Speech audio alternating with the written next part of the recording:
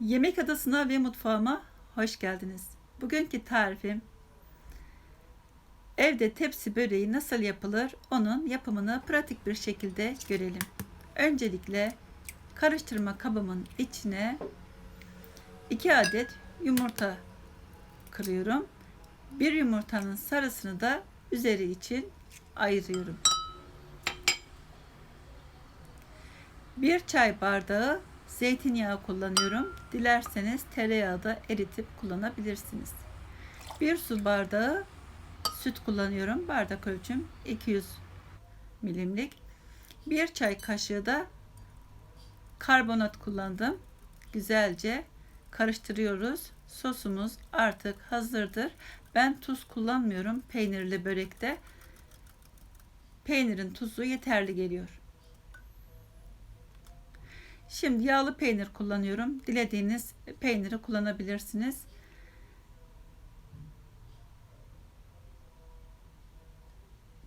...250 gram kadar yağlı beyaz peynir kullanıyorum. Dilerseniz içine kıymalı da yapabilirsiniz. Peynirimizi güzelce çatalla ezelim.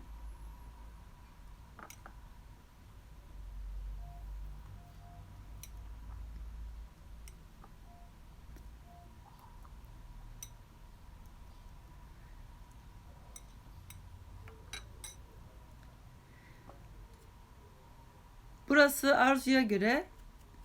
Dilerseniz yarım demet de maydanozu ince ince kıyıp ekleyebilirsiniz. Ben genellikle maydanoz kullanmayı tercih ediyorum. Hem lezzet açısından hem de vitamin değeri artıyor.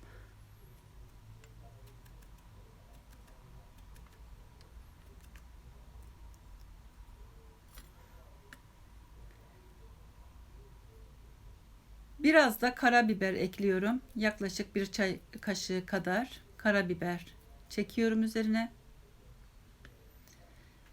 Yağlı beyaz peynir kullandım fakat sanki yağsız gibi, biraz da zeytinyağı ekledim.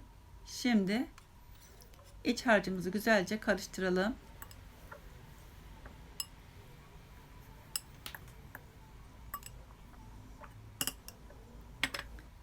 Tepsimizi yağlayalım. 5 adet yufka kullanacağım. Öncelikle ilk yufkayı gösterdiğim şekilde bütün olarak tepsimize yerleştirelim. Daha sonra 2 adet yufkayı alta, ikisini de üste gelecek şekilde yerleştireceğiz. İsterseniz böyle bıçakla ince ince doğrayıp da kullanabilirsiniz. Daha güzel havadar olur. Veyahut da ortadan ikiye kesip orantılı bir şekilde yerleştirebilirsiniz yufkalarınızı.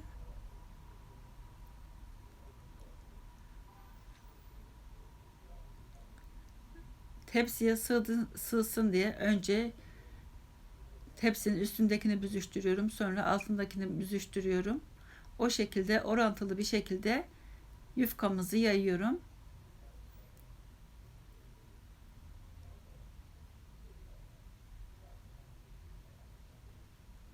İsterseniz de böyle ikinci yufkayı elinizde de koparıp orantılı bir şekilde yerleştirebilirsiniz. Daha havadar olur, daha kabarık olur böreğiniz. Her yufkadan sonra da sosluyoruz arasını.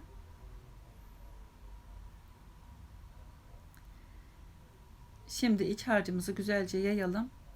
Bazen yufkalar birbirine yapışmış olarak çıkıyor poşetinden.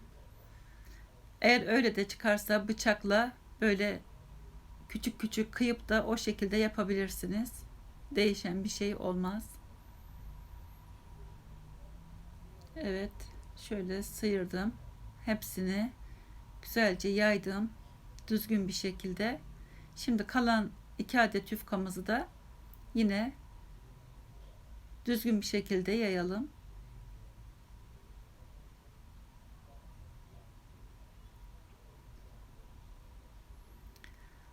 Aralarına da sosumuzu gezdirelim. Her tarafına bulaştıralım.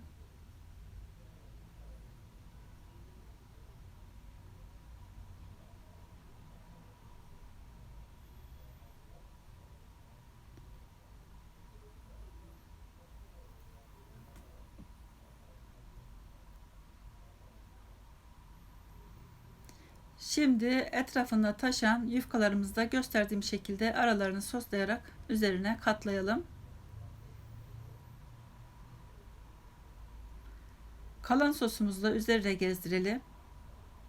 Sosundan biraz ayıralım. 1 yemek kaşığı kadar. Yumurtanın üzerine dökelim. O ayrı dursun. Şimdi dilimleyelim.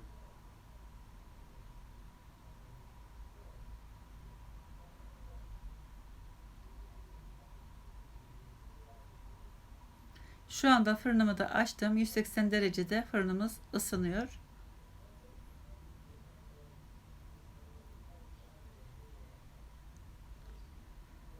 Üzerine bir şişe maden suyu dökelim.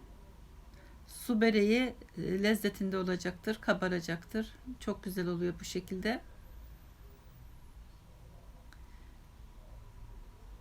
Maden suyunu çekti. Şimdi yumurtalı sosumuzu da üzerine dökelim. Üzeri daha güzel kızarsın diye. Ben videoyu hızlandırıyorum. Zamanınızı fazla almamak için. Bu şekilde her tarafını güzelce yumurtalayalım. Biraz da zeytinyağı gezdiriyorum. Üzeri çıtır çıtır olsun diye. Evet, artık hazırdır. Dilerseniz üzerine çörek otu da serpiştirebilirsiniz. 180 derece önceden ısıtılmış fırında yaklaşık 40 dakika içinde pişecektir. Böreğimiz pişti. Şimdi fırından çıkarabiliriz. Eğer çıtır çıtır seviyorsanız dışarıda bir süre bekletiniz. Eğer yumuşak pamuk gibi istiyorsanız üzerine bir yağlı kağıt kapatıp bekletirseniz pamuk gibi yumuşacık olacaktır. Umarım tarifimi beğenmişsinizdir. Eğer beğendiyseniz beğen tuşuna basmayı, abone değilseniz de abone olup bildirim zilini de açarsanız tariflerimden anında haberdar olursunuz.